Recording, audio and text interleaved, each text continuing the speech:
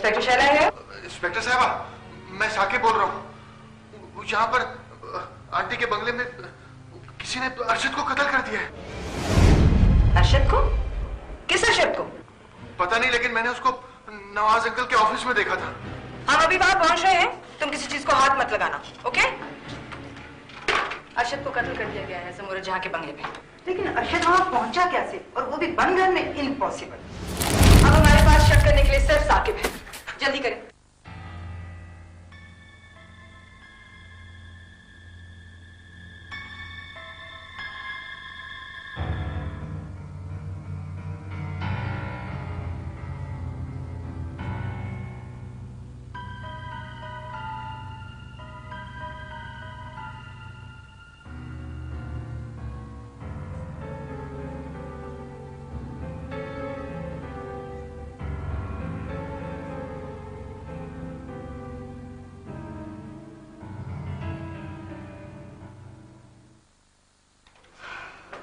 हाँ जी मैडम, ये अरशद की पोस्टमार्टम रिपोर्ट।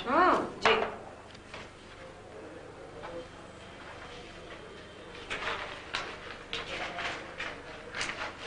कोई खास बात?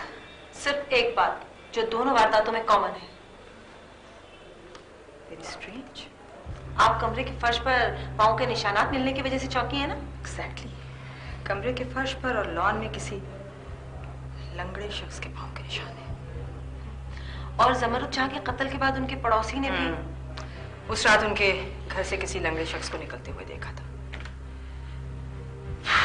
अब हमें किसी ऐसे शख्स की तलाश है जो लंगड़ा हो, जिसकी ज़मरुद जहां से दुश्मनी हो, या फिर उसे उनके मरने से कोई फायदा पहुंचता हो।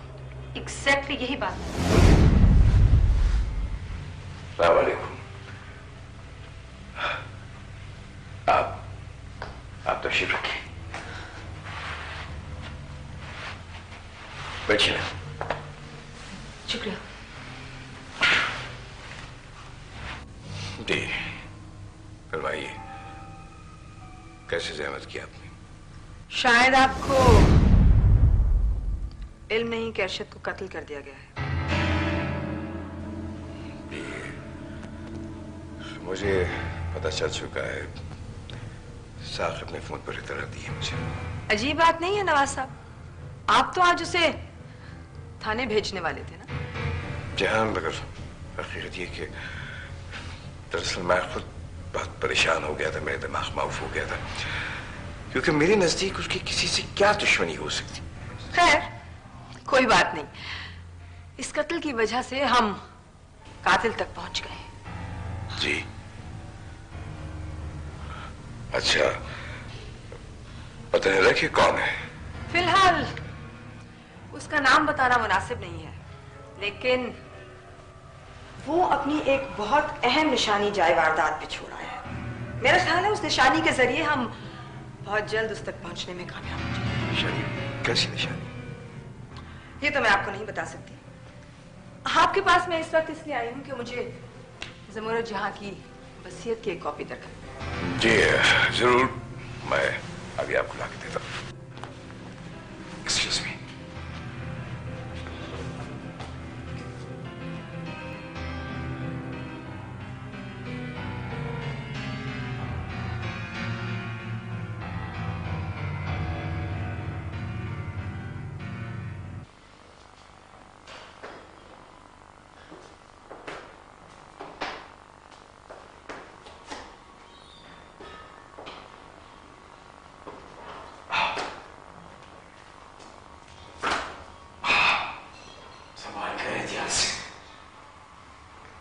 ये मैं वो लोग हैं, साकिब जो है ना, वो इस घर के अंदर मौजूद है।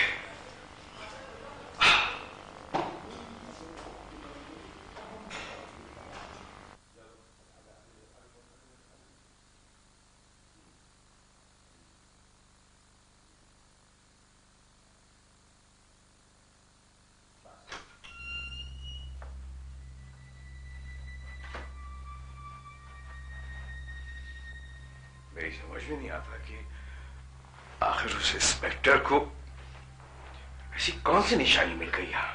हमने दस्ताने भी पहन रखे थे, पिस्तौल भी नहीं छोड़ी, ऐसी कौन सी चीज मिल गई है? तुम लोगों ने दस्ताने जरूर पहन रखे थे और आला कत्ल भी तुम अपने साथ ले गए थे। तुम्हारी बदकिस्मती कि तुम्हारे हाथों के नहीं, तुम्हारे पांवों के निशान तुम्हारे खिलाफ सबूत बने।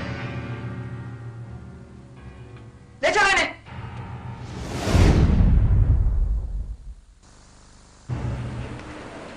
हाँ तो नवाज साहब, असल बात क्या थी? ऐसी क्या वजह थी कि आपको अपनी बेटी की होने वाली सास को कत्ल करना पड़ा? जी, सब कुछ मैंने अपनी बेटी के बेहतर मुस्तकबिल की खातिर किया। जब मुझे अर्शद ने बताया कि वो और सुमर जहां शादी कर चुके थे, सुनकर मुझे बहुत गुस्सा आया, बहुत गुस्सा आया। फिर इसका जिक्र मैंने इस वादे से किया। तुम इतने घटिया और नीच हो गए ये मैं सोच नहीं सकता था। ऐसा फरामोश मेरा बस चले तो मत। नवाज साहब, आपको मेरे ही घर में मेरे शौहर की बेइज्जती करने का कोई हक नहीं। अगर ये आपका असिस्टेंट है तो ऑफिस में है। साहब, तुम क्या खौफ से सोचिए तो आप, ये मेरा असिस्टेंट है, मेरा नौकर, और आपने इससे शादी कर ली। तो क्या हुआ? मतलब ये है कि जिस घर में हमारी बेटी बहू बनकर जा रही है, उसकी मालका ने हमारे नौकर से शादी कर ली। खानदानी वकील की हैसियत भी मुलाजिम की सी होती है, लेकिन मैंने आपकी बेटी से अपने भांजे की शादी पर कोई एतराज नहीं किया। लेकिन आपके और उसके स्टेटस में बहुत फर्क है। मैंने और अरशद ने बाहमी रजामंदी से शादी की, इस पर आप लोगों का एतराज करने का कोई हक नहीं है। बात एतराज की नहीं है, आप जरा ठंडे दिल से सोचिएगा आखिर दुनिया क्या कहेगी। मुझे दुनिया की कोई परवाह नहीं है। और नवाज साहब, आप मेरे जायदाद के तमाम कागजात लेकर आइएगा, मुझे उनमें कुछ तब्दीली करानी है। मेरी नई वसीयत के मुताबिक अरशद ही मेरी तमाम जायदाद का वारिस होगा और साकिब तमाम जिंदगी उसकी सरपरस्ती में रहेगा। समझे आप? जी, समझ गया मैं। ठीक है, जैसी आपकी मर्जी। आओ फरजाना, आओ। उसके बाद हम एक दफा फिर उन रात को उनके घर गए, उनको समझाने के लिए। वो छत पे टहल रही थी, रात से बात बड़ी बहस मुबाहिसे में इश्तिहाल में आकर मैंने उनको छत से नीचे धक्का दे दिया।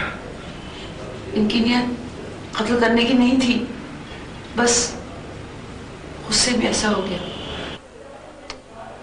लेकिन अरशद का कत्ल वो तो इश्तिहाली हरकत नहीं थी, वो तो तुम दोनों ने बहुत समझदारी से मंसूबे के तहत किया, बहुत एहतियात से, है ना? वो इसी काबिल था। उसको शुरू से ही पता चल गया था कि हमसे जुमरत जहान का कत्ल हो गया है। वो मुझे ब्लैकमेल करने लगा था। अब तो उसकी ब्लैकमेलिंग सना पर भी असरअंदाज होने लगी थी। इसीलिए चुप रहो तुम दोनों। जब तुमने देखा कि हम अरशद तक पहुंच गए हैं तो तुम दोनों ने उसे खत्म कर दिया। घिन आती है तुम जैसे लोगों से, माशरे के नासूर हो तुम लोग। ले जाओ इन दोनों को, दूर करो मेरी नजरों से।